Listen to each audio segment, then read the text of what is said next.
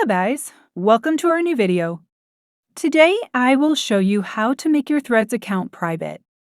First, open the Threads app and go to your profile by tapping on your profile picture. Tap on the Edit Profile or Settings icon at the top.